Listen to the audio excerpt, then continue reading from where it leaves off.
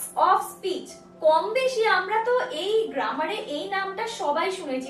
আজকে আমি একটা এখানে তোমাদের সেন্টেন্স দিচ্ছি, সেই সেন্টেন্সটা থেকে কি তোমরা গেস করে বার করতে পারবে যে এই সেন্টেন্সটার পার্টস অফ স্পিচ প্রত্যেকটা ওয়ার্ডে কি কি হবে। তাহলে সেন্টেন্সটা হচ্ছে India is a rich country, it have many rivers and mountains.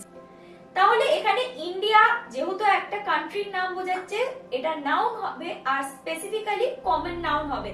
আমি পার্টস অফ স্পিচের মানে খালি আমি চ্যাপ্টারের নামগুলোই বলছি, ডিটেইলসে যাচ্ছি না। ইজ কথাটা ভার্ব, আ কথাটা ডেফিনেটলি আর্টিকেল, বাট আমরা পার্টস অফ স্পিচে আর্টিকেলটাকে বাদ রাখি, ধরি না।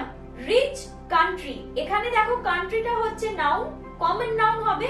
আর যেহেতু রিচ কথাটা কান্ট্রিটাকে ডিসক্রাইব করছে যে কান্ট্রিটা কেমন, তাই জন্য রিচ কথাটা তো নো ডাউট